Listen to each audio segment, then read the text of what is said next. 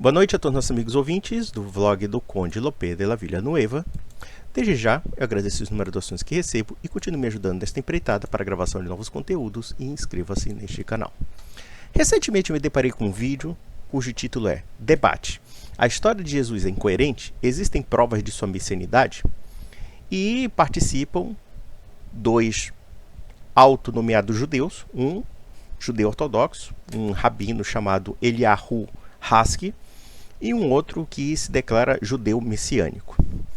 Uma coisa que eu observo muitas vezes com essa procura, por assim dizer, de judaísmo, ou essa palpitaria judaica sobre o cristianismo, é que tem muito a ver com o crescimento dos evangélicos no Brasil.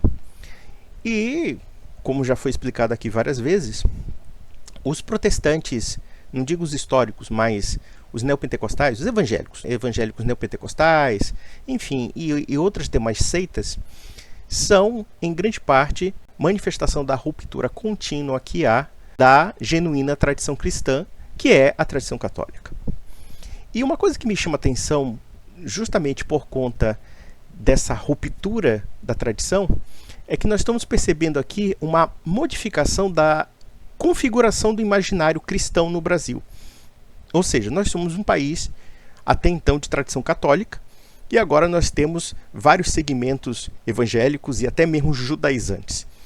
E um deles é o chamado judaísmo messiânico, que é um movimento que surgiu no século XIX na Inglaterra, se não me falha a memória, e que tenta adequar Jesus Cristo ao judaísmo da atualidade, seja através do Talmud, seja através de outros tipos de tradições que, em geral, são estranhas ao cristianismo propriamente dito. E o que me chamou a atenção foram as declarações do rabino Eliyahu Haskell. E eu tiro a conclusão que ele é um completo ignorante do que seja o cristianismo. Aliás, não só ele, muitos judeus, em geral, são ignorantes do cristianismo. O que nós observamos quando eles falam não somente da fé cristã, mas em particular da fé católica, é que eles são imbuídos de estereotipações. Na verdade, eles não atacam o cristianismo, eles atacam um espantalho que eles acreditam que é cristianismo. Em outras palavras, ao que me parece, os judeus são treinados para não querer entender o cristianismo. E, portanto, falam bobagens assim homéricas absurdas. Então eu queria me focar tão somente no senhor Eliyahu Haskell e eu deixaria de lado o judeu messiânico porque, quer dizer, não sei o que, várias citações judaicas que não me interessam. Mas vamos lá. Pronto. Que simplesmente pode ir e vir. Agora, voltando ao ponto de tudo que você falou, que a gente começou a falar sobre a questão, né, por exemplo, a diferença de data. Tô tentando voltar ali para lembrar, até anotar, eu e você aqui anotar pontos pra gente conseguir pegar uma cronologia, né, porque de tantas coisas legais que a gente falou aqui. Na maior parte dos sábios, Jesus pode ter existido várias vezes, ou seja, não o mesmo Jesus, né? De acordo com a Torá, podem ter existido 10, 15 pessoas que podem ter sido um Jesus, ou seja, um potencial de Messias que viveu por aquela época. Por que pra gente dificulta nessa questão da crença em Jesus? Porque isso é basicamente, como você falou no começo, Vilela, o que difere, eu acho, se eu não estou enganado, o que principalmente difere o judaísmo ortodoxo do judaísmo messiânico, é a questão Jesus, a figura central de Jesus. Observe uma coisa interessante. Eu não sei que tipo de sábio é esse que diz que existem vários Jesus. Só existe um Jesus registrado na história. O Jesus dos evangelhos, o Jesus que funda a igreja sob os apóstolos e os relatos apostólicos. E não somente apostólicos, mas sim os primeiros documentos da igreja que nós conhecemos vulgarmente como patrística.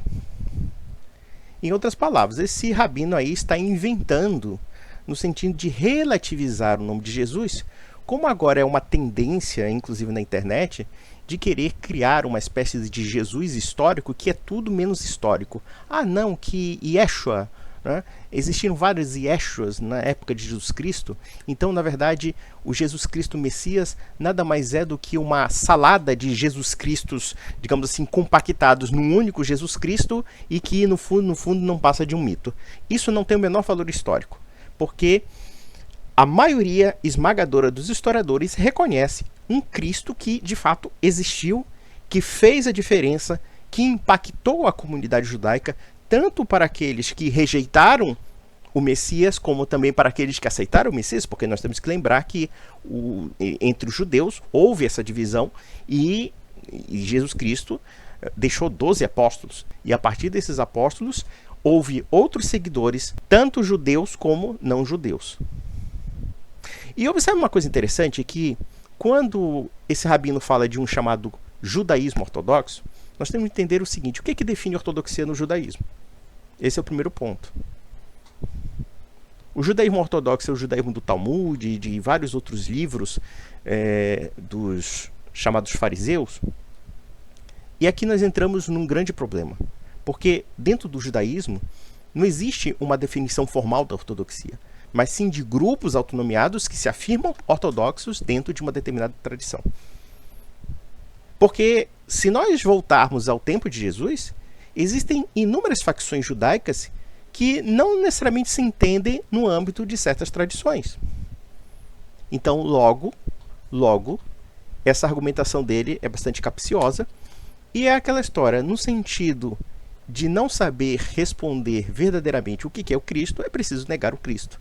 Aliás, hoje é um expediente, inclusive de ateus militantes, querendo reescrever a história de uma forma fraudulenta, de uma forma falsificada, porque no afã de querer atacar o cristianismo, é preciso também desmoralizar o cristianismo, como também a própria Igreja Católica, que, de fato, ela sim, ela é o alicerce da verdadeira fé cristã. Vamos lá. Pra gente, a Torá, ela é insubstituível, ela é perfeita. Qualquer coisa que venha depois, pra gente, ele é uma dúvida. Uma dúvida que, para que ele se torne certeza, ele precisa ser 100% uma prova cabal. Por quê? Porque igual a história de você pegar uma Coca-Cola, chegar pra você, Vilela, Tzadok, tem uma Coca-Cola aqui, mas tem 1% de chance de ter um veneno.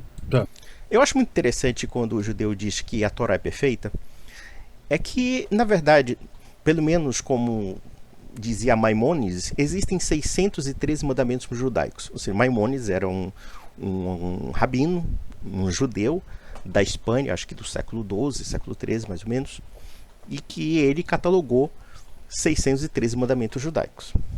Eu pergunto para você uma coisa: os judeus cumprem todos esses mandamentos? A resposta é um sonoro não.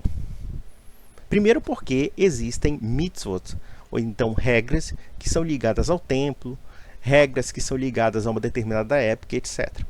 Então, se hoje não existe mais o segundo templo, propriamente dito, se existem algumas regras que não são aplicáveis hoje, então nós não podemos dizer que tudo na Torá necessariamente seja perfeito.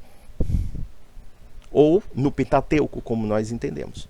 Quando Jesus Cristo diz que ele não veio revogar a lei, mas sim fazer cumprir a lei, ele veio basicamente afirmar ou personificar pelo menos o espírito de justiça da Torá na sua forma mais perfeita. Porque, sim, existem pontos da Torá ou do Pentateuco que são restritos a uma determinada época. E nós temos que entender que o que é perfeito na Torá ou no Pentateuco são aqueles atributos ou aquelas regras que nós podemos dizer que são universais. Mas existem outros atributos e outras regras que não são universais e que hoje se tornaram obsoletas e que nenhum judeu cumpre. Não cumpre justamente por uma impossibilidade. Uma impossibilidade real. Então aqui, os judeus, por exemplo, uma vez eu conversei com um amigo meu que ele era considerado Bar Noa, filho de Noé, porque os judeus, eles têm uma regra, segundo uma tradição, que aqueles que não são judeus, se eles cumprem pelo menos 7 mandamentos, no caso, inspirados nos 10 mandamentos, então eles são considerados filhos de Noé. Eles são chamados de Bar Noa, tá? E ele estava me dizendo que quando conversou lá com os rabinos, lá com a comunidade judaica, aí eu perguntei para ele, como é que o judeu pratica aqueles rituais que só ficaram na Torá ou no Antigo Testamento? E ele me respondeu dizendo que os rabinos fazem isso com uma espécie de simbolismo, sabe? Ou seja, como se fosse uma representação, algo parecido. Eu disse, o quê? Eu disse, não, você tá de sacanagem. Você tá de sacanagem comigo, isso é sério mesmo?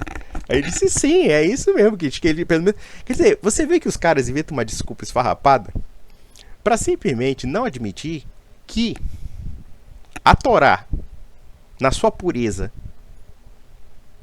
ou pelo menos na sua literalidade, não se aplica. E, portanto, quando Jesus Cristo realmente personifica uma nova aliança, quando Jesus Cristo personifica uma nova mentalidade, quando Jesus Cristo torna inútil boa parte dos sacrifícios que nós encontramos no Antigo Testamento, então, na verdade, nem mesmo os judeus cumprem esses sacrifícios. É basicamente isso. Vamos lá. Não, se tiver 99%, mas tiver 1%, eu não tomo. A visão ortodoxa judaica é, a gente tem uma Torá de milhares de anos tão meticulosa que a gente, sim, né, tem medo de qualquer coisa a gente acabar entrando em idolatria ou até profunda idolatria. Mas só que em compensação vocês não cumprem boa parte daqueles mandamentos que vocês dizem que guardam até hoje. Vamos lá. Tão meticulosos que não conseguem cumprir nada. Quais são as principais críticas judaicas? Narmanides, por exemplo, que foi um grande rabino, que eu imagino que você também conheça, né? Narmanides, sim. Inclusive tem um debate na Espanha, sim, eu conheço essa história, mas vamos lá. Narmanides, que veio do século XIII, ele debatia muito com cristãos. Eram botadas regras nele que ele não podia usar certos argumentos, porque sempre o antissemitismo, ele perseguiu os judeus de uma forma que fica muito difícil você usar todos os argumentos à vontade. Ai, meu Deus do céu, eu odeio essa palavra antissemitismo. Odeio. E vou dizer por quê. Porque o judeu sempre coloca a ideia de que você tem que aceitá-lo necessariamente sem qualquer tipo de reserva, sem qualquer tipo de condição. Mas os judeus nunca colocam a questão de eles serem radicalmente anticristãos. Desde o advento de Cristo, nós temos nas manifestações da tradição judaica um profundo ódio ao cristianismo. O antissemitismo se torna feio, mas o anticristianismo não. A recíproca não é verdadeira para o judeu, mas sim para o cristão. Observem, por exemplo, que no Talmud, que é um livro considerado referência para o que se chama de judaísmo ortodoxo, existem inúmeros insultos a Jesus Cristo e a Virgem Maria. E vejam que o Talmud, acho que é o livro do Sanhedrin, se não me falha a memória, eu não sou estudioso do Talmud, tá? Eu estou só apenas falando pelo que eu li. Existem paródias de Jesus Cristo. E veja que ali Jesus Cristo é uma figura individualizada.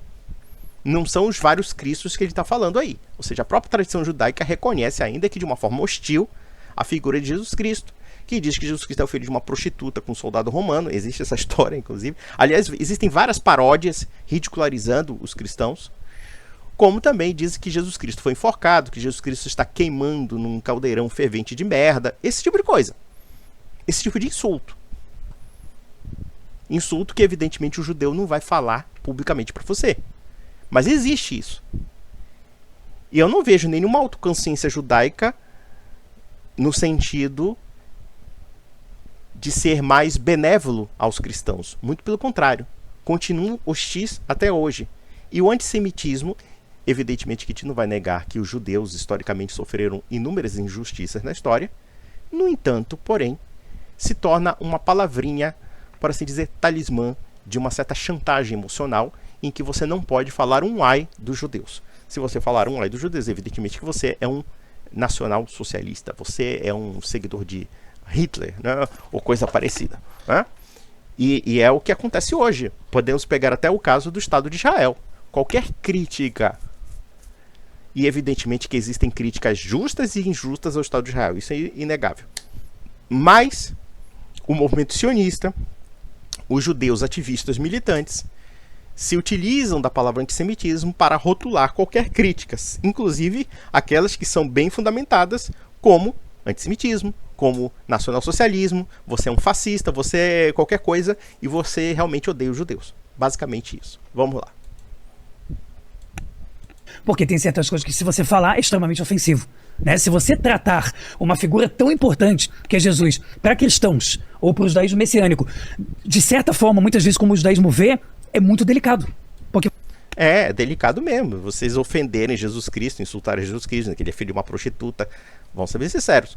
Se alguém fala algo que não tem valor histórico como essas paródias, então podemos questionar até mesmo a validade do Talmud. E por que não? Eu nunca vi um judeu questionando a validade do Talmud, pelo menos não um judeu ortodoxo. Mas vamos lá. que você está falando do Deus de alguém. É igual você chegar na Índia e falar, pô, essa vaca aqui deve dar uma carne maravilhosa. E o cara falou, você está brincando com o meu Deus? Como é que você fala disso? Como é que você aborda esse assunto de uma forma direta? Então, pra gente, o que acontece? A Torá, ela não existe duas Torot, ela não existe três Torot, ela não existe três histórias da Torá. Não existem várias histórias da Torá. Mas na nossa humilde opinião, acho que um dos principais motivos que o judeu nunca se convenceu de Jesus ser Messias é a questão de várias ou versões ou interpretações sobre o que Jesus foi. Aqui ele comete dois erros crassos. Primeiramente, ele fala da questão da Torá.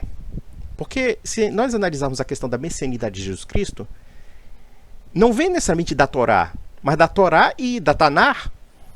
Porque parece que ele trabalha com a ideia de que os judeus são saduceus, ou seja, só existe a Torá, não existe a Tanar, né? Não existem os outros livros da Sagrada Escritura que falam sobre a messianidade e prevêem a messianidade de Cristo. Esse é o primeiro ponto. Segundo ponto, quando ele fala de várias versões diferentes de Jesus Cristo, isso aí é uma licença poética dele. Não existem várias versões de Jesus Cristo, existe a versão dos evangelhos. A versão que a igreja sempre afirmou desde sempre. Então aqui ele faz outras licenças poéticas que ele tira da cabeça dele, baseado em puro preconceito, para querer invalidar Jesus Cristo. E não somente Jesus Cristo, mas invalidar o próprio cristianismo. E isso denota o fato de que ele é uma pessoa ignorante do que como o cristianismo se manteve durante 2000 anos. Nós temos uma tradição da igreja, nós temos a Sagrada Escritura, os evangelhos, tá? E não existem várias versões dos evangelhos que dizem um Cristo diferente daquilo que a igreja pensa. Aliás, quando ele fala da Torá, há um estudo exegético que, na verdade, a Torá ela é uma construção de vários textos, tá? Ela é uma interpolação de vários textos de duas tradições aparentemente distintas, que se chama a tradição eloísta e a tradição javista. Porque, na verdade, na história de Israel, houve uma guerra civil entre o reino de Judá e o reino de Israel. E há teóricos, e são, em geral, filólogos alemães, né? Mas há outros que falam que, na verdade, havia várias transcrições da Torá, tá? Várias versões da Torá que foram conjugadas num único texto. Tá? Então, quando ele fala de que só há uma versão da Torá, não, calma lá. Na verdade, havia várias versões. Evidentemente que essas versões não se contradiziam substancialmente. Tanto é verdade que elas foram aglutinadas num único texto. Isso aí quem fala é a exegese, é a filologia. Tudo bem, essa teoria já foi questionada, entre outras coisas. Mas, quando nós falamos de tradição textual bíblica, nós temos que notar que a Sagrada Escritura ela é uma construção dentro de narrativas e tradições, e muitas vezes nem sempre tradições coerentes do povo judeu. Tá? É isso que nós temos que entender. E há um outro ponto quando ele diz: os judeus não aceitaram Cristo. Alto lá! Você está completamente errado. Aceitaram. Uma parte dos judeus aceitou Cristo. Os apóstolos eram o quê? Eram judeus. E as primeiras pessoas que eles tiveram contato eram judeus. Então, na verdade, não se pode dizer que os judeus. Sim, os judeus da tradição talmúdica, da tradição farisaica, sim, rejeitaram Jesus Cristo. E de outras tradições. Mas não necessariamente outros judeus. Os judeus se tornaram cristãos. Na verdade, houve judeus que se tornaram cristãos. E como a mensagem do Evangelho era uma mensagem universal, e nós temos que entender que essa tradição universalista que existe no judaísmo, ou pelo menos em alguns segmentos do judaísmo, se encarnou perfeitamente no cristianismo. Coisa que não é o caso desse judaísmo tradicional, que é um judaísmo sectário, que é um judaísmo exclusivista e até mesmo racista. Coisa que não é comentada, evidentemente, por causa de algumas implicações politicamente corretas. Mas vamos lá.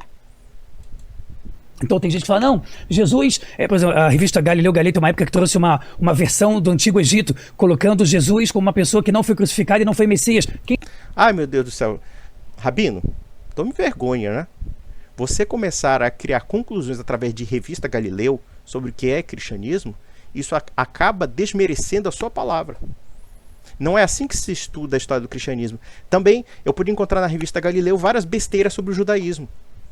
Várias bobagens dizendo Moisés não existiu, Abraão não existiu, são figuras lendárias.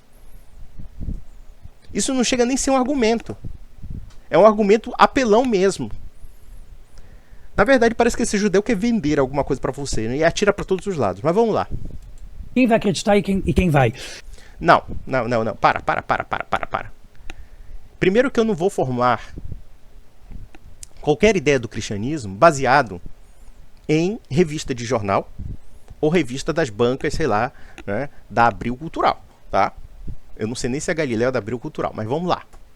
Não é assim que se forma, por exemplo, um pensamento sobre uma religião. Nós estudamos uma religião a partir daquilo que ela apresenta de forma documental, dentro das suas tradições e até mesmo de formas institucionais, como é no caso o cristianismo. Porque o cristianismo tem o seu caráter institucional na igreja. Ainda que os protestantes tenham caído numa anarquia teológica, numa anarquia eclesiológica, mas isso é problema do protestantismo. E para os católicos, o protestantismo ou os protestantismos são uma heresia. Mas a partir daí, formar ideia de versões do cristianismo, não. Sim, eu poderia também dizer que existem versões do judaísmo. E de fato existem versões do judaísmo, mesmo pós-queda do templo. O judaísmo não é tão unificado no ponto de vista de dogmas. No máximo, existem alguns pontos relacionados a uma concepção conjuntural de um povo. Alguns pontos em comum. Mas existem inúmeros vieses, muitas vezes contraditórios no judaísmo. Uma coisa que, por exemplo, não existe no catolicismo. Ou pelo menos o catolicismo procura uma estrita ortodoxia e uma estrita sistematização dos seus dogmas. Simples assim. Vamos lá. E se para algumas pessoas Jesus realmente ele prometeu fazer tal coisa e não fez? Para algumas pessoas vai dizer, não, ele sim fez porque a gente tem fé. Ou outras coisas, como por exemplo, que aí a gente pode falar que é uma bem central, que a gente não consegue aceitar, é a famosa questão de Jesus de Nazaré. Né, que eu imagino, sabe, que você também já deve ter obrigado, muito obrigado. Que eu imagino que você já tenha ouvido o que a gente judeu pensa. Quando é falado, por exemplo, que Jesus, até queria ouvir a opinião de vocês sobre o tema. Quando é falado que Jesus, voltem para suas casas natais, o Jesus vai nascer de Nazaré, como está escrito, o menino de Nazaré e tal. Aí vem os judeus e falam, mas cadê essa profecia? No Antigo Testamento, você encontra em Isaías, você encontra em Daniel, você encontra em vários lugares. Você tem vários prenúncios da ideia do nascimento do Messias. Mas vamos lá, vamos ver o besterol. Besterol. Se é uma profecia, ela precisa existir na Torá, porque a Torá ela é a base até dos cristãos para encontrar profecias. Não, mas pera lá. A Torá, por si mesma, pura, pode ter o saducaísmo. Os saduceus, por exemplo, não acreditavam nem mesmo na ressurreição, pelo menos é o que se documenta. Pode ser que eu esteja enganado. Mas os saduceus, que eram um segmento do judaísmo na época de Jesus Cristo, e que, inclusive, quando um saduceu faz aquela pergunta a respeito da vida post-mortem, é porque o saduceu não acreditava nem mesmo na imortalidade da alma. E por quê? Porque ele era Torá estrita. Isso é um segmento da tradição judaica. Na verdade, existiam vários segmentos, inclusive no templo. Existiam saduceus, se não me falha a memória, que eram sacerdotes do templo. Ou seja, na verdade, eram tendências dentro do judaísmo. E o judaísmo, nessa época, já estava em formação, né? E praticamente de vários conceitos. Mesmo com a questão da era messiânica. Mas vamos lá.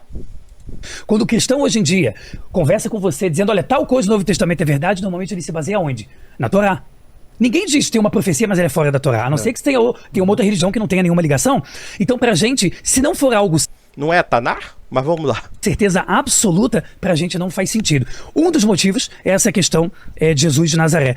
Pra gente, se não tem uma base, se não tem uma prova cabal, ele entra no que Deuteronômio fala, que Hashem ele vai testar as gerações com muitas possibilidades, com pessoas que vão fazer milagres, com pessoas que vão se mostrar incríveis, vão falar coisas que são verdadeiras da Torá, mas no final das contas, ele não fez os requisitos, não trouxe o templo, não trouxe paz no mundo, tal. Aqui ele comete erros crassos. Primeiramente, o que o senhor considera como templo segundo a fé cristã? Jesus Cristo diz nos Santos Evangelhos que ele destruiria o templo e o reconstruiria em 3 dias. Ou seja, no caso, no dia da ressurreição. O templo, conforme nós cristãos entendemos, é a igreja, é o corpo místico de Cristo. Ou seja, o templo não será mais um bloco de concreto lá no meio de Jerusalém, não. Será simplesmente uma comunhão espiritual em que toda a humanidade seguirá o Deus de Israel. Basicamente isso. Agora, é claro, senhor Rabino, se vocês quiserem reconstruir o terceiro templo, longe de vocês trazerem a paz messiânica que vocês prometem, vocês vão causar, no mínimo, uma guerra contra todos os Islã, né? Porque para reconstruir o terceiro templo, tal como hoje se localiza lá com o muro da choradeira dos judeus, vocês vão ter que derrubar as esplanadas das mesquitas, a não ser que vocês reaproveitem as mesquitas, mas nem isso os muçulmanos vão deixar. Aliás, existe inclusive a história de Juliano Apóstata, o imperador Juliano Apóstata, que desafiando Nosso Senhor Jesus Cristo, isso, claro, 3 séculos depois, desafiando inclusive a promessa de Jesus Cristo do terceiro templo, que não será mais reconstruído, Juliano Apóstata queria reconstruir o templo só para desafiar a declaração de Nosso Senhor. Só que Juliano Apóstata acabou falecendo, morreu muito antes disso, e está aí o terceiro templo que não chega, pelo menos para os judeus. E nós podemos até deduzir o seguinte: Senhor Rabino, se vocês quiserem reconstruir o terceiro templo, onde vocês presumem reconstruir, ou seja, demolindo a mesquita de Al-Aqsa e muitas outras mesquitas, eu digo, vocês vão declarar a Terceira Guerra Mundial. Basicamente isso. Eu posso pressupor que, dentro da profecia judaica, o terceiro templo não nos trará a paz, mas trará a guerra interminável, ininterrupta, tal como vocês vivem hoje no Estado de Israel. Simples assim. Mas só que será com uma envergadura tal, porque o mundo islâmico vai simplesmente odiar vocês até o dia do juízo final, mais do que ele já odeia. Mas vamos lá. Pelo contrário, aí é um tema delicado, muito delicado para eu estar falando até isso aqui no Brasil. Pelo contrário, em nome de Jesus, ao longo da história, morreu dezenas de milhões de pessoas. Ué, em nome do judaísmo, você também pode matar milhões de pessoas? O fato de alguém usar indevidamente em nome de Jesus não quer dizer necessariamente que o cristianismo seja culpado por isso. Da mesma forma também que nós podemos argumentar que com a criação do sionismo, com a criação do Estado de Israel, milhares de pessoas também foram mortas. Milhões de pessoas foram expulsas de suas casas.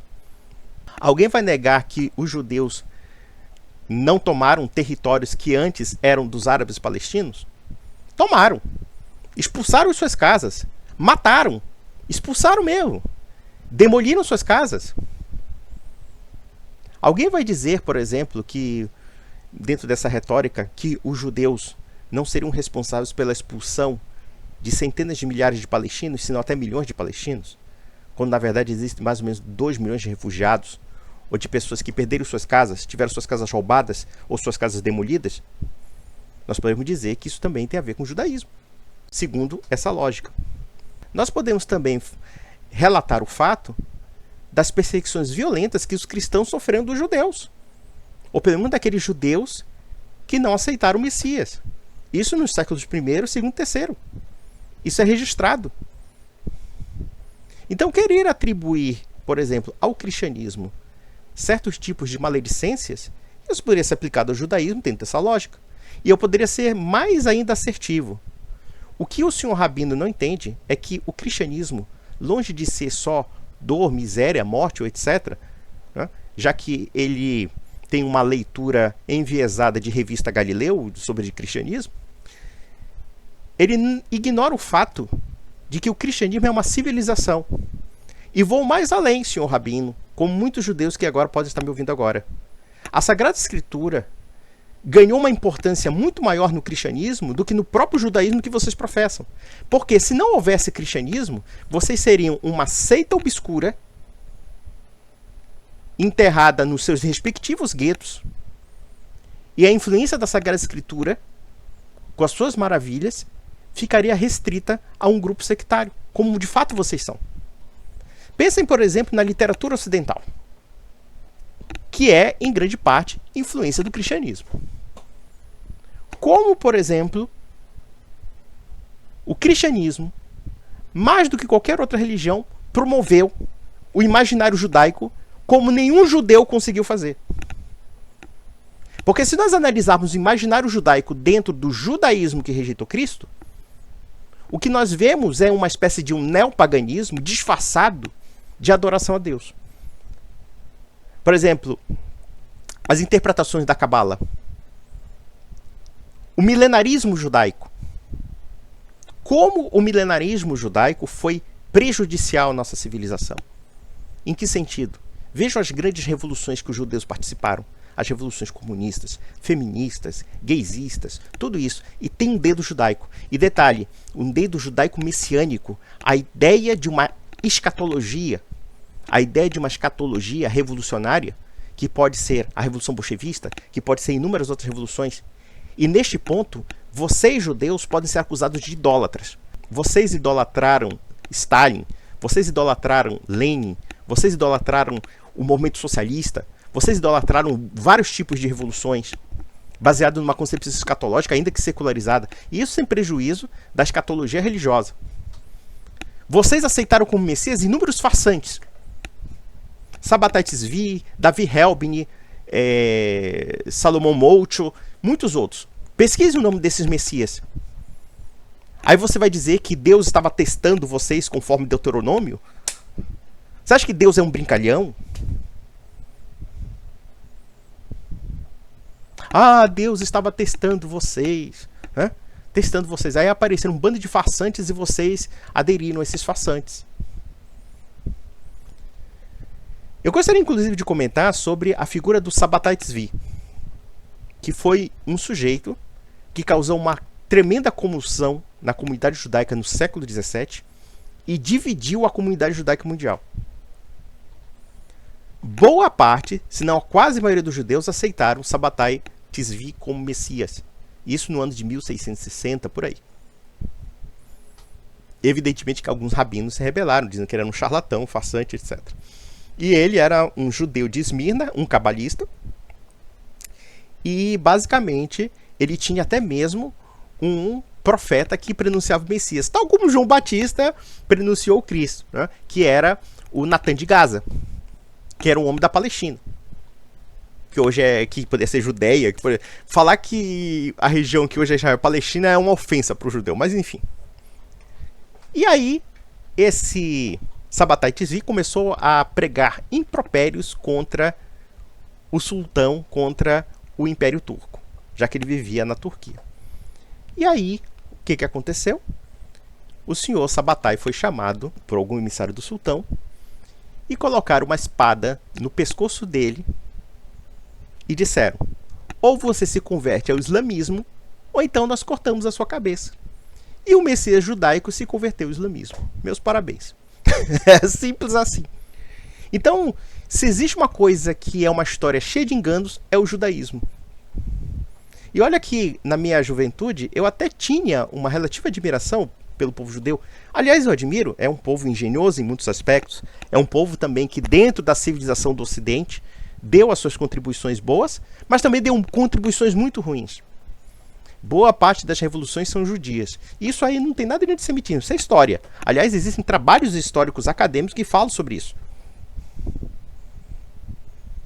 Porque vem de dois aspectos da mentalidade judaica: a mentalidade profetista e a mentalidade milenarista. O profetismo sempre tem a ver com a denúncia social, etc. E o milenarismo, a questão da escatologia, da parúzia, como nós chamamos. Né? Só que o judeu tem uma forma de parúzia um tanto estranha para nós, porque a parúzia é realizada pelo próprio Deus. Enquanto no judaísmo, nós percebemos que existem alguns que, dentro de um processo de secularização, acabam por querer, eles próprios, acelerarem a escatologia. Numa espécie de gnosticismo. Eu confesso que eu fiquei muito chocado com certas coisas que eu li sobre o judaísmo. Que, em muitos aspectos, se assemelham até mesmo à cultura pagã. Veja, por exemplo, um cabalista judeu chamado Isaac de Lúria, que quando ele descreve a ruptura primordial, que ele chama de Adão Kadmon, e que o homem se particularizou de uma forma material, e que depois vai voltar para o todo, que ele chama de Ein Sof. Claro que não foi só Isaac de Lúria que falou isso, foram outros também rabinos. Eu disse, meu Deus do céu, isso aí parece um hinduísmo. Parece um hinduísmo. Como se as particularidades do todo fossem meras ilusões. Isso aí parece hindu. Ou então, o judaísmo racídico do senhor Israel Baal Shem Tov, o Israel do Bom Nome, que criou uma espécie de judaísmo neopentecostal. Que eles interpretavam sonhos, visões, uma coisa meio maluca. E eu vejo certas reminiscências dessa religiosidade judaica em trabalhos de ateus como Sigmund Freud, que escreveu A Interpretação dos Sonhos, por exemplo. Ele fez muito bem escola com o racidismo ali. Então, sinceramente, eu acho extremamente patético certos judeus quererem nos ensinar a adorar a Deus. E eu acho mais patético ainda alguém querer desmerecer o cristianismo quando quem dignificou a verdadeira tradição judaica fomos nós cristãos. O imaginário judaico, na literatura, nas instituições, nos valores, nós cristãos fizemos a diferença. E fizemos a diferença por uma razão muito simples. Nós não transformamos a Sagrada Escritura num livrinho de uma seita. Nós tornamos a Sagrada Escritura algo universal. E nós universalizamos a fé judaica. Porque se existe uma fé judaica autêntica, ela é cristã. Simples assim. E o Antigo Testamento é o prenúncio da igreja. Católica. E só católica. Vamos lá. A partir do momento que quando uma pessoa está esperando o Messias, ele está esperando a paz, ele está esperando a verdade, como ele pode sentir isso quando pessoas foram perseguir, caça às bruxas que a igreja fez contra mulheres que pensavam? Ai, meu Deus do céu. Vamos lá. Jesus Cristo nos trouxe a paz, sim. Só que não é uma paz propriamente terrena, mas é uma paz interior. Jesus Cristo nos trouxe uma verdade. E olha que nem sempre a seguimos. Porque se existe alguma culpa, não é de Jesus Cristo. Não é do ensino cristão. O ensino cristão é perfeito. Imperfeito é o homem, que é um pecador. E aqui ele fala da caça às bruxas. Rabino, já que você falou que a Torá é a coisa mais perfeita do mundo, na Torá, por exemplo, existem regras para matar feiticeiras, para matar adivinhas, para matar aquilo que nós podemos chamar de bruxas. Muitas das perseguições contra as bruxas, na verdade, foram inspiradas no Antigo Testamento. Foram inspiradas, a feiticeira não tem que viver. Atira pedra nessa mulher. E convenhamos, que história é essa de que bruxa era uma mulher sábia? Isso nunca existiu, isso é um grande mito, isso é um mito feminista, inclusive. Na verdade, as mulheres mais sábias da Europa na Idade Média eram as freiras, eram as monjas. Elas sim eram sábias. E não somente sábias, eram mulheres com muita autoridade política. Uma abadesa de um convento governava um feudo inteiro. E houve mulheres muito sábias, místicas muito sábias, doutoras muito sábias. Hildegarda de Bingen, que escreveu, se não me falha a memória, o primeiro tratado de medicina, de plantas medicinais da Europa. Era uma mulher que escrevia sobre teologia, era uma mulher que era pesquisadora, e era uma mulher que também escreveu música. Procurem aí Hildegarda de Bingen, vocês vão encontrar músicas da Hildegarda de Bingen. E muitas santas, muitas doutoras, mulheres extremamente humildes, mas com grande piedade, com grande devoção. Então esse mito de caça às bruxas aí que você está falando, isso não é diferente do judaísmo, não. O judaísmo antigo tinha regras violentas contra as bruxas, contra as mulheres que eram feiticeiras, contra as mulheres que faziam certos tipos de magias e que atiravam pedras nessas mulheres. A execução era o apedrejamento. Você acha que isso era legal? Mas vamos lá. Contra pessoas que pudessem ter qualquer visão diferente da igreja eram torturadas. Ai, meu Deus do céu, que palhaçada. Ele fala como se o judaísmo também não tivesse mecanismos de repreensão e até de perseguição. Mas já que ele está falando sobre o assunto, por exemplo, por que os rabinos de tradição talmúdica perseguiram os caraítas? Os caraítas eram um segmento do judaísmo que recusava o Talmud, que recusava a tradição talmúdica, da oral talmúdica, e tinha uma interpretação estrita da Bíblia, ou pelo menos da Tanar. E nos séculos 11 e 12, as comunidades judaicas de tradição talmúdica, do que chamam de judaísmo ortodoxo, perseguiram virulentamente os caraítas. Vamos, por exemplo, na Holanda, aparentemente liberal, do século XVII, uma Holanda protestante, que havia uma comunidade judeu-portuguesa. Essa comunidade judeu-portuguesa puniu duas pessoas, Uriel da Costa e Baruch de Spinoza. Uriel da Costa foi obrigado, isso foi a punição dele, pelo fato de ele ter uma visão materialista da Bíblia. Ele fez uma interpretação lá que a comunidade judaica de Amsterdã considerou herética, digamos assim, considerou desviante. E ele foi obrigado a ficar na porta da sinagoga e todo mundo pisá-lo como se fosse um tapete. E ele cometeu suicídio por causa disso, por causa dessa humilhação. Baruch de Spinoza foi banido da comunidade judaica, acusado de ateísmo, tá? Acusado de ateísmo, de questionar a validade do Talmud, da Torá e etc. Aliás, ele dizia que o Talmud era cheio de contradição, enfim. Né? E o Baruch de Spinoza foi banido da comunidade judaica, ele foi proscrito da família dele, ele perdeu inclusive o direito de herdar os bens da família e viveu pobre com a ajuda de cristãos protestantes. Se não houvesse os cristãos protestantes lá que iam limpar as lunetas com ele, porque ele era limpador de luneta, ele ia morrer de fome. E existe inclusive um herém, ou seja, uma maldição contra Spinoza, dizendo: maldito quando ele se deita, maldito quando ele se levanta. Né? Vira a cara para ele. Ele é um proscrito da comunidade judaica.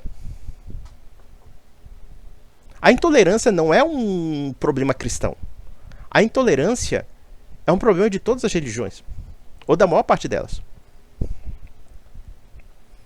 E a comunidade judaica não é absolutamente tolerante. Isso é um mito que você está criando.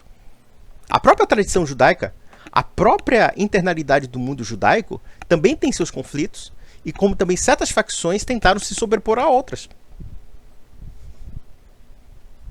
Então querer dar o rótulo de os cristãos são intolerantes, alto lá, vai estudar história, meu filho.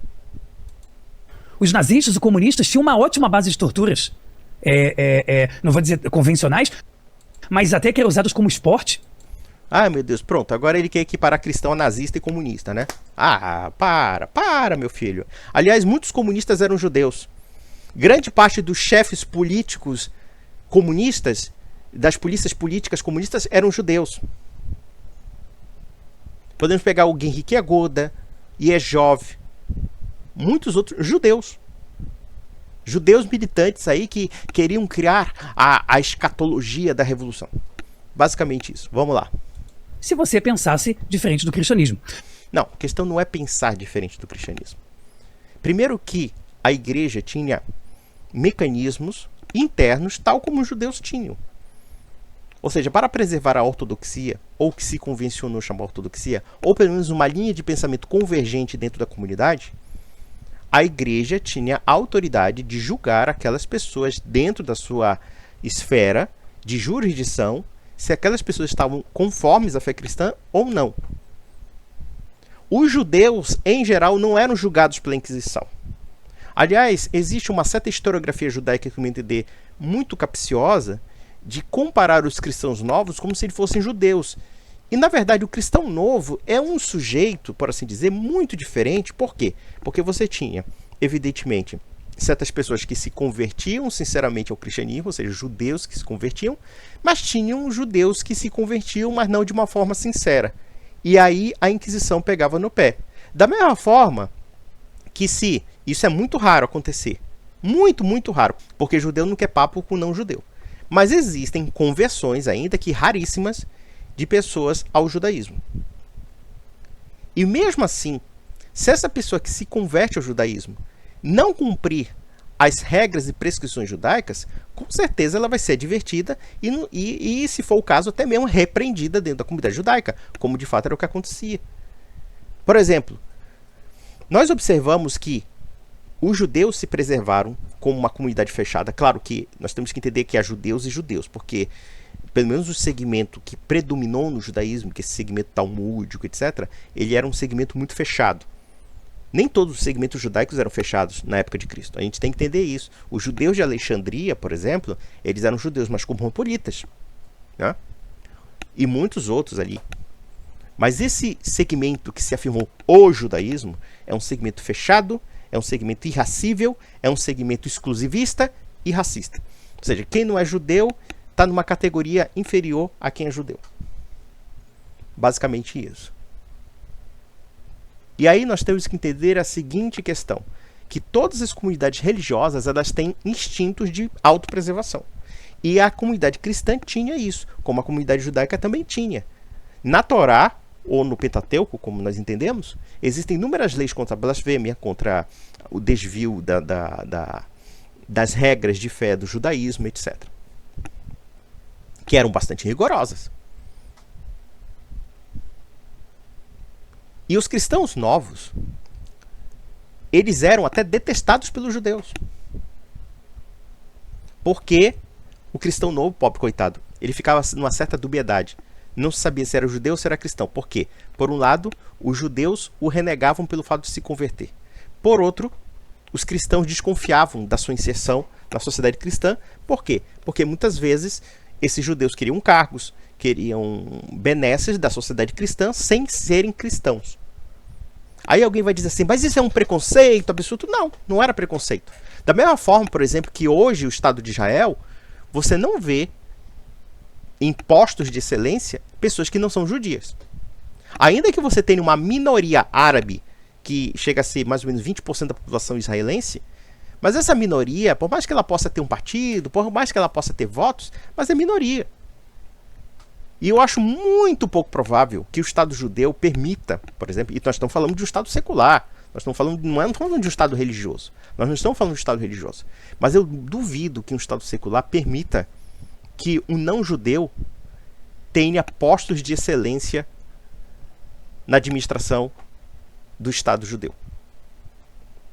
Como também, dentro da comunidade judaica fechada, o não-judeu era visto como alguém de fora. Basicamente isso. Então, reiterando, tanto os judeus como os cristãos tinham mecanismos de autopreservação, como, aliás, dentro da história do judaísmo, você tem perseguição contra dissidentes na comunidade judaica. Talvez o grau de violência, ou o grau de ruptura, ou o grau de perseguição fosse um pouco menor do que os cristãos. Por quê? Porque os cristãos eram mais amplos na questão da autoridade política, etc., enquanto a comunidade judaica era um nicho fechado ali. E mesmo assim, houve perseguições severas contra certas pessoas recalcitrantes. Vamos lá. Já o judaísmo ele não é proselitista. Você não precisa ser judeu como eu. É muito comum você encontrar pessoas de igreja evangélica em locais judaicos ou na rua panfletando, dizendo vem, e você é judeu, e o cara te vê com um kippá, ele vai tentar te convencer. O judeu não tem proselitismo. É uma das poucas religiões do mundo que ela não é prosélita. Ela não precisa ficar o tempo todo em cima de você te convencendo. Por quê? Porque o judeu aprendeu de forma muito dura e muito dolorosa, de que quando você tenta forçar uma pessoa a ter a mesma fé que você, não só você não vai conseguir convencer ninguém, você vai trazer só destruição. Veja uma coisa interessante. Desculpa, Rapino, mas você não está sendo honesto. O judeu não quer converter o não-judeu porque o judeu tem um sentimento de exclusivismo em torno, não somente de sua pretensa fé, mas também um exclusivismo racial, um exclusivismo étnico e cultural. Basicamente isso. Porque, veja, vamos analisar uma questão lógica. Se ser judeu é uma coisa tão boa para eles, tão legal para eles, então por que eles não compartilham desse caráter aparentemente satisfatório que eles mesmos se sentem? Eu conheço gente que tentou passar pelo processo de conversão ao judaísmo e os caras inventavam inúmeras objeções. A questão, Rabino, é o seguinte, não é você convencer alguém, mas se de repente alguém se sente convencido de que o judaísmo é verdade, e por que vocês dificultam a entrada dessa pessoa? Não é você pregando o proselitismo, é a pessoa procurando vocês. Vocês não abrem os braços para essas pessoas. E não abrem porque vocês têm um sentimento exclusivista, um sentimento etnocentrista e até mesmo racista. Eu vou ser mais ousado em dizer que isso, quem falou, por exemplo, foi um escritor espanhol chamado Ramiro de Maeztu, quando ele aborda a questão da hispanidade, ou seja, do mundo hispânico, e em particular ele fala da Península Ibérica. E ele fala que o mundo hispânico absorveu a universalidade do cristianismo e, por definição, rejeitou o fatalismo do mundo islâmico. E nós temos que entender que os cristãos hispânicos, sejam portugueses, castelhanos, enfim, tudo, eles tiveram uma luta árdua de quase um milênio contra a dominação islâmica. E, ao mesmo tempo, esse cristão hispânico universalista que quer inserir toda a comunidade em torno do cristianismo, renegou o exclusivismo judaico.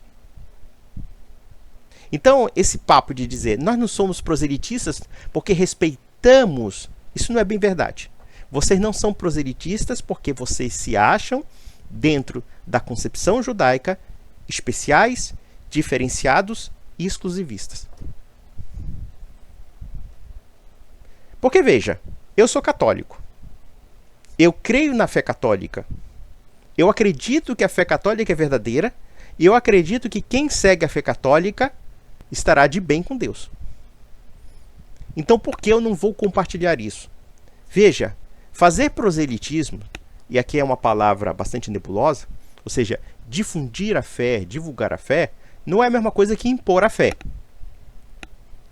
Eu posso, por exemplo, falar sobre a fé católica de uma pessoa que queira ouvir, de fato, o que eu tenho a dizer. Agora, pressupor que você tem que guardar tudo para si, porque vocês são os gostosos do povo eleito, aí é uma outra história. E vejam que existe um autor judeu chamado Shlomo Sand, é um judeu israelense, que ele tem um livro chamado A Invenção do Povo Judeu. Claro que esse livro causou muita polêmica em Israel. Eu até vi alguns documentários ou alguns vídeos em que o Shlomo Sand quase leva soco de judeu, pegou porrada, porque ele diz que boa parte dos judeus da atualidade são judeus, na verdade, convertidos. E ele, inclusive, tem uma tese de que nos primórdios, mesmo na época de Cristo, o judaísmo era muito menos fechado e um tanto mais prosélito, ou pelo menos segmentos judaicos. Aliás, é uma teoria, inclusive, e vejam, por exemplo, esse senhor Haski. Ele tem um sobrenome polonês. Ele é um homem aloirado, bem diferente, por exemplo, de alguém da Palestina, ou da Judéia, como você queira chamar. Há quem diga que esses judeus aloirados sejam, na verdade, casares. Existe uma tese que havia um povo do leste europeu que tinham traços bastante eslavos, por assim dizer, que eram os casares, que eles se converteram ao judaísmo. Então veja que a questão do judaísmo ser prosélito ou não ser prosélito, isso também tem em termos relativos. Não é o judaísmo ser prosélito ou não. Claro, o judaísmo do Antigo Testamento também não era muito prosélito, porque havia aquela visão de que o povo judeu devia se isolar dos povos pagãos, etc. Mas, dentro da sementeira do Antigo Testamento, e nós percebemos dentro, inclusive, do desenvolvimento da revelação, há um apelo à universalidade. Um apelo à universalidade da fé judaica. De que, por exemplo, quando na Sagrada Escritura nós encontramos que o Deus de Israel será o Deus de todas as nações, então isso implica dizer necessariamente que a religião judaica não será mais a religião do povo judeu, mas uma religião universal. E onde isso se concretiza? Se concretiza no cristianismo, não no judaísmo. O judaísmo é uma religiosidade engessada. Engessada num passado. Engessada num legalismo que eles não são nem mesmo capazes de cumprir.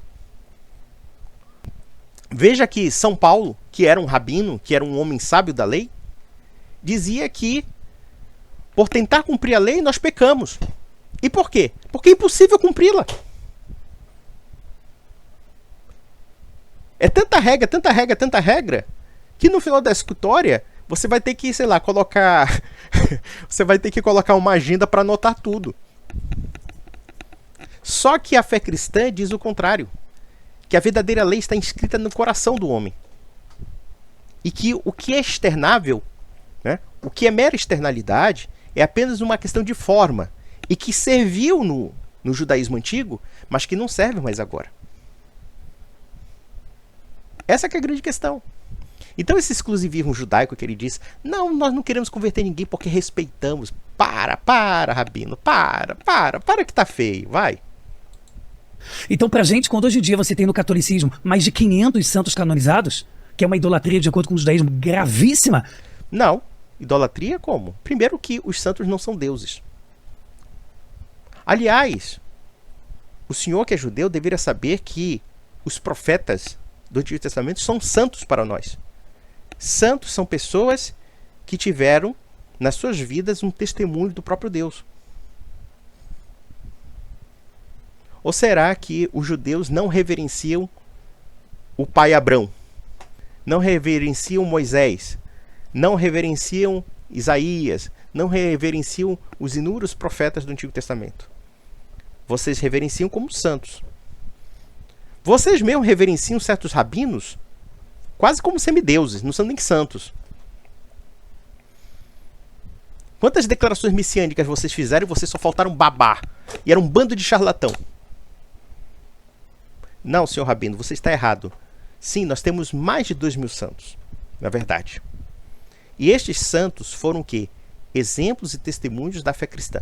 E não se limitando somente à fé cristã, mas aquilo que era a promessa de Israel.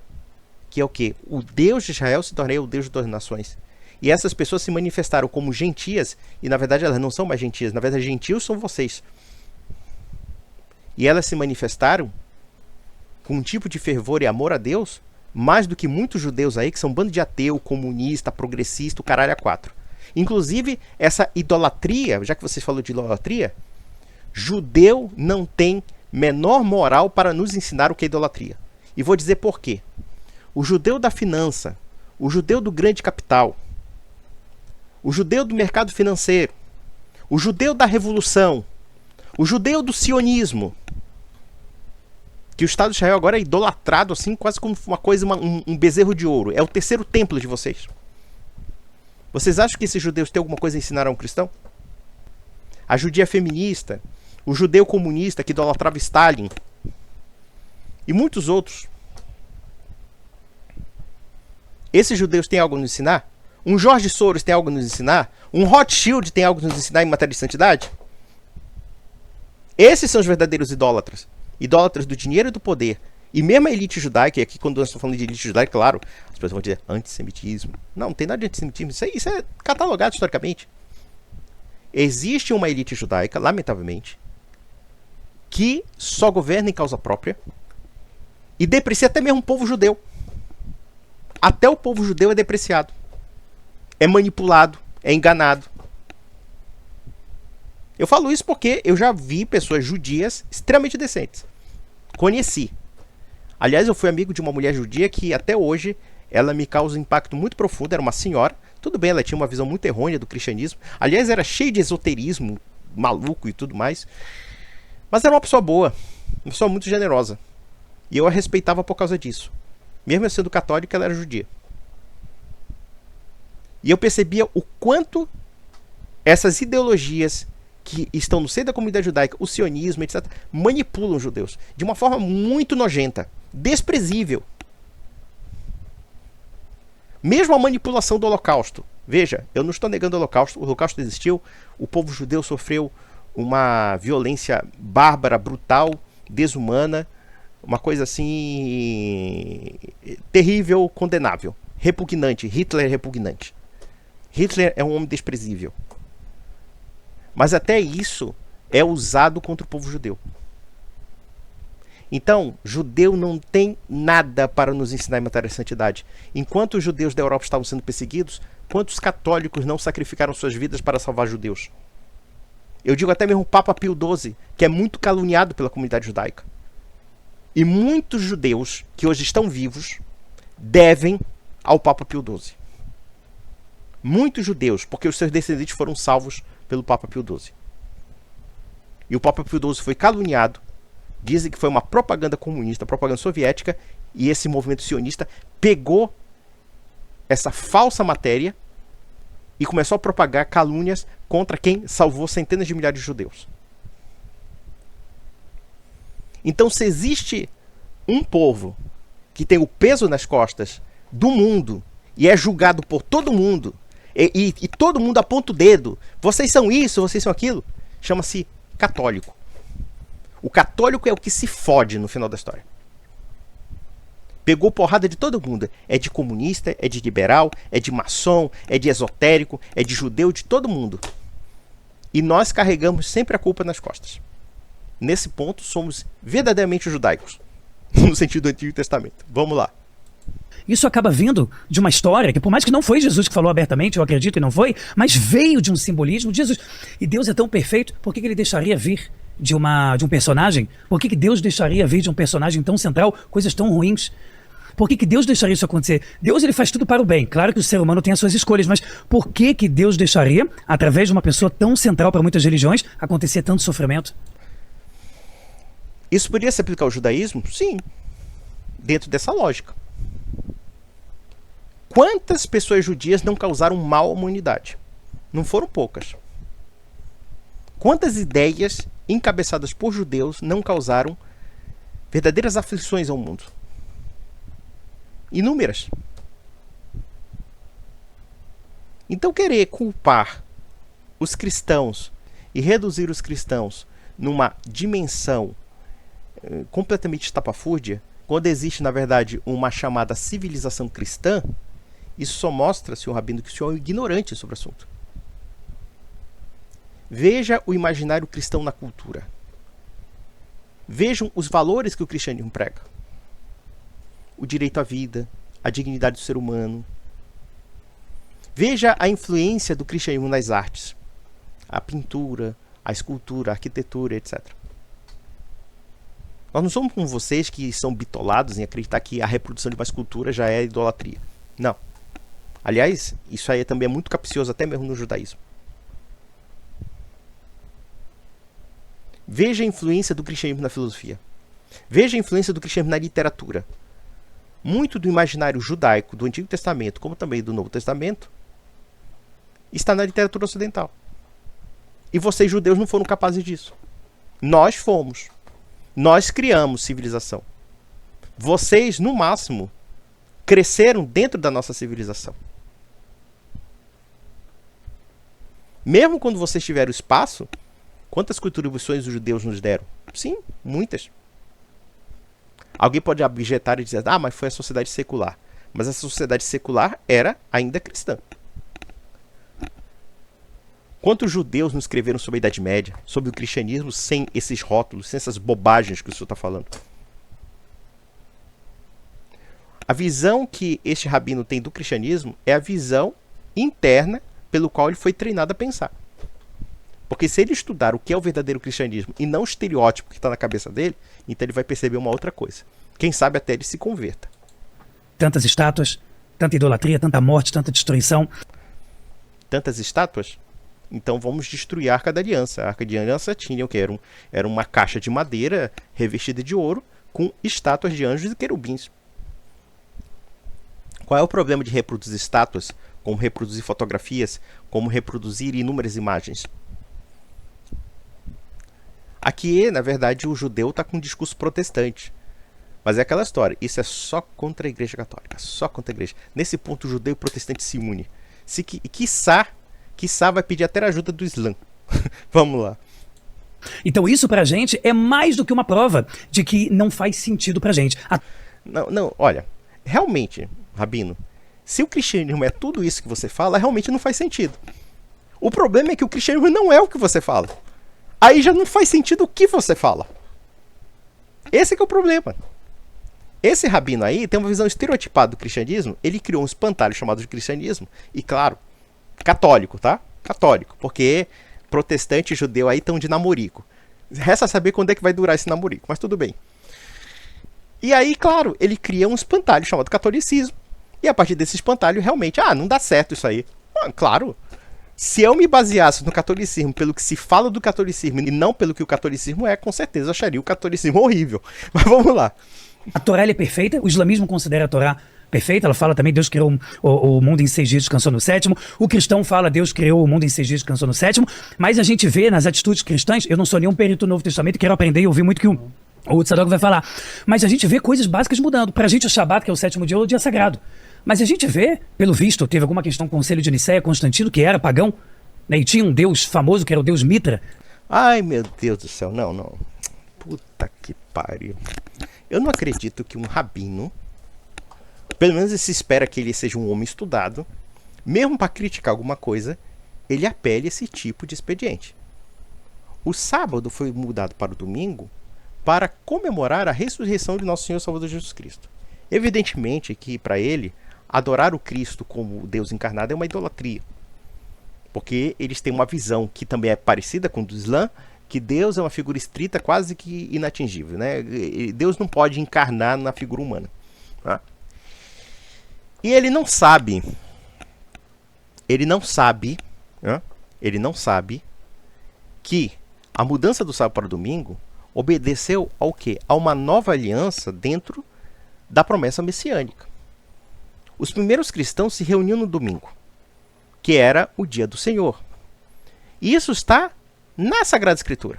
Nós temos várias cenas, por exemplo, podia pegar Atos, capítulo 20, versículo 7, que está falando, no primeiro dia da semana, nós reunimos para a partilha do pão e ficamos até a noite. Nós temos também várias cenas que Jesus Cristo ressuscita no primeiro dia da semana, Jesus Cristo aparece para os apóstolos no primeiro dia da semana, e isso se tornou emblemático da figura de Cristo. Então, isso não tem nada a ver com Constantino, tá? E, na verdade, nós temos que entender uma coisa. Jesus Cristo aparece no primeiro dia da semana dentro do calendário judaico.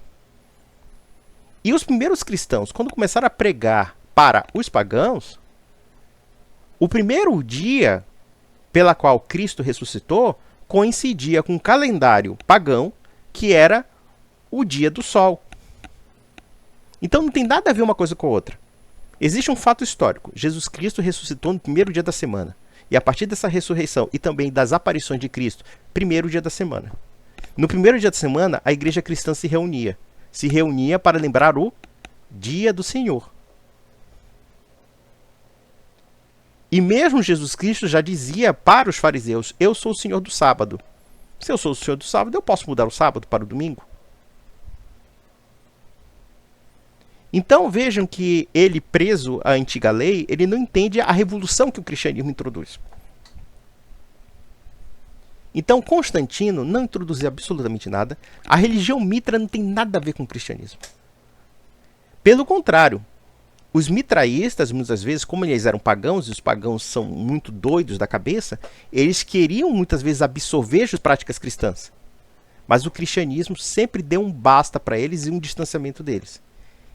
E Constantino foi, de fato, pagão, porque ele não foi batizado, mas ele foi um grande defensor da fé cristã. Ele deu liberdade religiosa aos cristãos.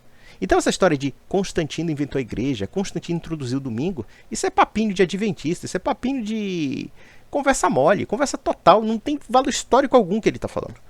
Tá? Vamos lá. Deus do Sol, e o Deus do Sol vem de Sunday, que é domingo. Ah, tá bom, tudo bem. Ah, Deus do Sol é o domingo. E daí? Mas aí que tá o negócio. Nós estamos tentando adaptar uma situação judaica dentro de um calendário pagão. Vejam que os autores patrísticos, por exemplo, diziam que Jesus Cristo era o Sol. Mas veja que aqui nós temos uma reprodução alegórica da figura da divindade de Cristo. Para os pagãos. Vou dar um exemplo para vocês. Um pagão adorava o Sol como Deus, ou Deus Sol. E de repente um cristão respondia, o verdadeiro Sol é Cristo. E aqui nós temos o quê? O apelo a unidades de fé, o apelo à unidade da divindade dentro da Trindade, que não tem nada a ver com o paganismo. Até porque ele não se deu conta de que o cristianismo cresce entre os pagãos e quer converter os pagãos. E se utiliza de certos símbolos e linguagens dos pagãos para converter os pagãos ao cristianismo. Isso é uma baita de uma bobagem, Vamos lá. Onde ele começou a ser idolatrado. Então, Shabat virou domingo. Só que a Torá não fala em domingo. A Torá fala em Shabat como dia sagrado. Ué, a Torá também fala em apedrejar adúlteras, homossexuais, enfim. A Torá também tem inúmeras regras do templo que ninguém cumpre, nem mesmo o judeu cumpre. Você apedreja adúltera, rabino? Você mata a feiticeira? Feiticeira não viverá. Existem muitas coisas da Torá que ninguém cumpre hoje. E ninguém cumpre por uma razão óbvia. E isso sem prejuízo das regras do templo, das regras sacerdotais e assim sucessivamente. Aliás, até as castas sacerdotais desapareceram. Ainda que nós temos alguns levis da vida, alguns cohen da vida, enfim. Mas não faz muito sentido, é apenas um sobrenome judaico. Simples assim. O paganismo de Constantino, que era Mitra, era... Ai, meu Deus do céu, de onde é que você tirou isso aí? Eu tenho um livro de Mitra aqui e não tem nada a ver com Constantino, mas tudo bem, vamos lá. Baseado numa mitologia que não só existia no paganismo, como existia em várias outras mitologias, que quando um judeu vai estudar história, ou qualquer pessoa, ele vê que bate com muita coisa que cristãos contam de Jesus. Uma pessoa que nasceu em 25 de dezembro, muitas mitologias, né, tem a mesma coisa. Aqui é o seguinte, é aquela coisa de falar mal do Natal, né? Falar mal do Natal.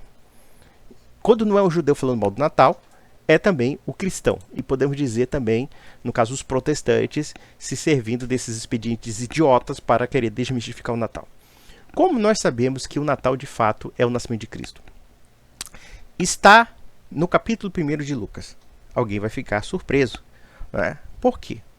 Porque isso, eu vou citar aqui um historiador judeu que falou isso, tá? Citar não, assim, porque eu não me lembro o nome dele agora, tá?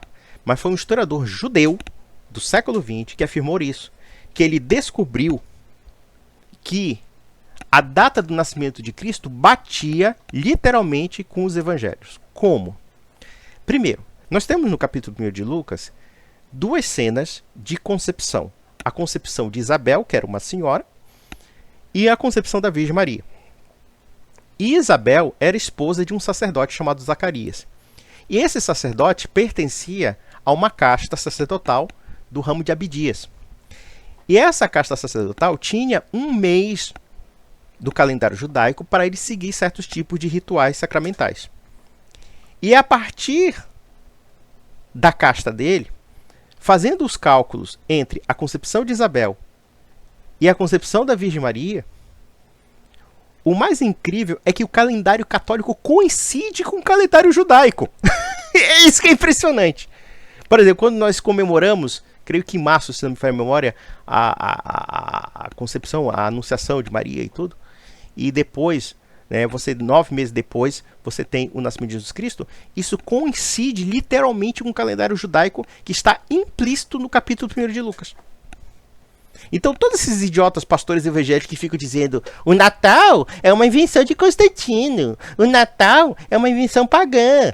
Aquele besta do Iago Martins dizendo o Natal é em setembro, viu? Vai comemorar setembro. Setembro você vai comemorar, sei lá, setembro, outubro vai comemorar o quê? O Rosh Hashanah, o Ano Novo Judaico, mas não tem nada a ver com Jesus Cristo. Enfim, esse pessoal fala besteira e não estuda o calendário cristão, porque nós temos que lembrar, inclusive, que a Igreja Católica ela tem um calendário litúrgico, tá? E, por incrível que pareça, o calendário litúrgico que fala sobre o nascimento de Cristo coincide perfeitamente com o calendário judaico. Isso foi o cálculo que fizeram. Foi a variação que fizeram. Isso sem prejuízo do fato de que os cristãos já comemoravam o Natal muito antes de Constantino. Por quê? E por quê? Muitos testemunhos de Jeová, muitos outros bobocas que vão dizer nós não comemoramos o Natal porque não está na Bíblia. Só que existe um erro em torno desse pensamento. Evidentemente que não existe uma data precisa ali, mas o que vocês se esquecem é que quando comemoramos um dia de nascimento, nós comemoramos alguém que está na história, que está no cosmos. Chama-se Jesus Cristo. Não é um personagem de um livro que vocês têm que descrever. Olha, se não está aqui, não existe. É isso que vocês fazem. Basicamente isso. E o que o Rabino está falando é puro flatus vosso, é voz de peido. Não tem o menor sentido o que ele está falando. É simplesmente birrinha de judeu. Mas vamos lá. Ele nasceu de uma mulher virgem. Ele morreu e ressuscitou 3 dias depois. Ué, mas isso está... Pelo menos a questão da virgem está em Isaías, se não me falha a memória. Dentre outras coisas. Mas vamos lá. Ele era como Deus. Ele foi crucificado. Ué, Isaías chama o servo de Deus forte, né? Hoje Jesus Cristo falava, citando, se não me engano, eu acho que o Salmo, vós sois deuses. Esse cara acha que a igreja escreveu os evangelhos a partir do nada. Várias mitologias. E por algum acaso, a história de Jesus foi exatamente contada. Não estou dizendo que sempre igual com todas as formas, mas muito parecida. Ué, baseado nessa ideia, a gente também poderia dizer o seguinte, que o dilúvio que está na Sagrada Escritura, na Torá, é uma imitação, sei lá, da fábula de Gilgamesh. Esse tipo de argumentação é a linha de argumento dele.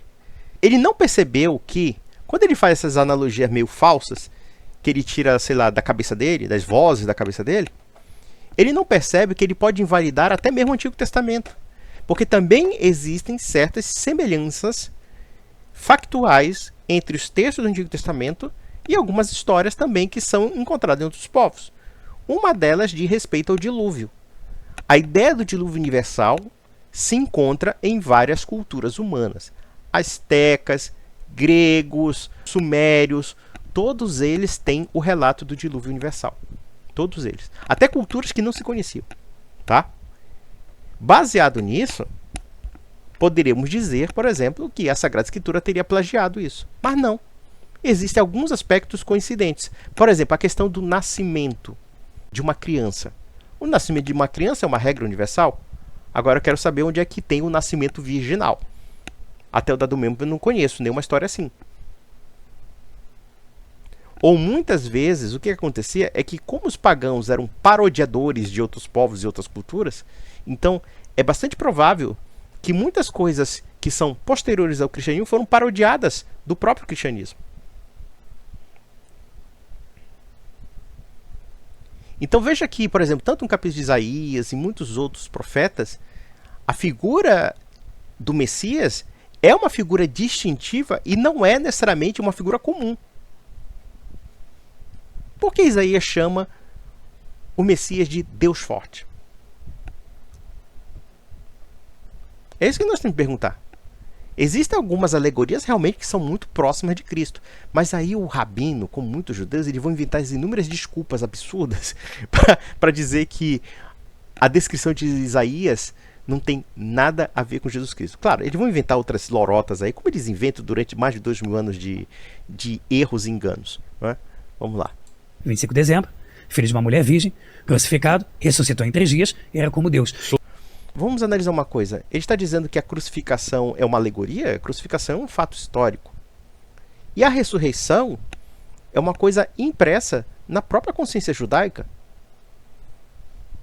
Eu não conheço alguns povos que preguem a ressurreição tal como os judeus pregam a ressurreição. Ou seja, voltar ao estado de vida como era antes. Vamos lá, vamos ver o besterol. Besterol. Solstício de verão, né? Exatamente, exatamente. Ai, meu Deus do céu. Não acredito que esse judeu está falando essa bobagem toda. Vamos lá. Então, quando você pega essas mitologias, a gente fala, caramba, isso pra gente acaba fazendo menos sentido ainda. Veja uma coisa interessante. Ele está falando mitologia, mas ele não define nenhuma. E eu tenho certeza que ele não sabe nem mesmo o que é a mitologia do Mitra.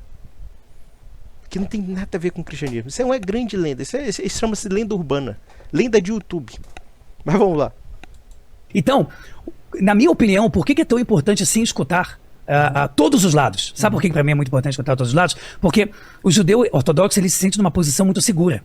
Nós temos a Torá, que ela é eterna e insubstituível. Então eu tenho uma coisa que eu tenho certeza que ela é perfeita, que o cristão considera perfeita, que o muçulmano considera perfeita. Daqui para frente, ou é Deus falando de modo revelado, ou tem precisa de uma prova cabal. Porque senão a coisa pode se perder. Olha, eu vou dizer uma coisa. Ai, meu Deus do céu. Que terrível. Que lástima, tá? Olha, se a Torá é perfeita, eterna e imutável, resta saber porque vocês não cumprem todos esses mandamentos da Torá, porra. A não ser realmente que vocês esperem a restauração do terceiro templo nos moldes que vocês querem, sei lá, demolindo a esplanada das mesquitas e causando a terceira guerra mundial contra o mundo islâmico. De resto, o entendimento que o cristão tem da Torá é bem diferente do entendimento judaico. Nós reconhecemos na Torá certas regras que são válidas até hoje. Os 10 mandamentos são deles. Com exceção, evidentemente, do sábado para o domingo, porque, claro, existe um novo evento que faz realmente a diferença, que é a reconciliação da humanidade através de Jesus Cristo. E que podemos dizer que é um novo nascimento. Porque com a queda de Adão, nós tivemos o quê? Nós tivemos a morte. Nós conhecemos a morte através do quê? Da ruptura primordial entre Deus e o homem. E através do domingo, que é o dia da ressurreição, nós temos o quê? Um espaço de reconciliação com Deus. Basicamente isso. Então eu fico pensando o seguinte. Ele fala assim, eu sou capaz de ouvir todas as partes. Ah, Rabino, eu acho que você não viu nada sobre o cristianismo. Tudo que você fez foi um espantalho e rotulou de cristianismo o que não é nada de cristianismo. Vamos lá. Mas aí eu vou concordar com o irmão. Ai, meu Deus do céu. Eu não vou perder tempo com esse judeu messiânico aí, tá? Porque, bom, deixa pra lá. Eu queria só comentar sobre alguns erros históricos desse rabino aí. O que nós podemos concluir? Os judeus não sabem realmente o que é cristianismo. Olha, o que eu já vi de tanta besteira que esse pessoal falou. Uma vez eu estava conversando com um sujeito aqui em Belém, que ele é muito famoso de ser judeu e astrólogo. Esse tipo de coisa. Eu já vi judeu que faz jorei, já vi cada coisa. Contanto que você acredita em Deus único, você pode fazer qualquer merda, segundo eles. Mas veja, esse judeu, uma vez, ele estava criticando aquele filme do Mel Gibson, que é A Paixão de Cristo, que a comunidade judaica entrou histérica dizendo que é antissemita. Aí eu disse assim, bom, então você vai ter que acusar os evangelhos que foram escritos por judeus de antissemitas. Porque, claro, a temática dos evangelhos é o cumprimento da profecia em que os judeus renegariam o próprio Messias. E o que acontece? No filme do Mel Gibson, os fariseus são muito mal retratados, né? E não só os fariseus, mas principalmente os sacerdotes do templo. E, claro, eles ficaram completamente atingidos. Acho que eles escutaram alguma palavra de Cristo ali e começaram a se sentir raivosos, né? Nós temos que matar esse sujeito, literalmente. Mas veja, eu vi esse judeu aí falando, o filme é antissemita. Antissemita. A palavrinha mágica dos judeus quando eles não têm muita resposta. Não estou dizendo que judeus não sofrem antissemitismo, tá? Mas sim que o abuso da linguagem acaba se tornando uma espécie de ofensa daquilo que o desagrada. Não necessariamente algo que seja uma palavra de ódio ou de hostilidade ao judeu. Tá? Porque o filme do Mel Gibson está nos evangelhos. Ele descreveu fielmente os evangelhos. Ele botou Caifás como uma figura realmente repugnante. E detalhe, Caifás existiu. Encontraram a urna dele. O mais impressionante quando esse judeu declara que o cristianismo é uma somatória de mitologias e não sei o que, blá blá blá blá blá. O caso é que toda a existência de Cristo se cumpre por conta das promessas do Antigo Testamento. Seria até cansativo descrever aqui, tá? Porque não é o meu objeto fazer as análises das profecias de Isaías, de Daniel e de muitos outros. E veja que a Torá por si mesma não explica o messianismo judaico, tá?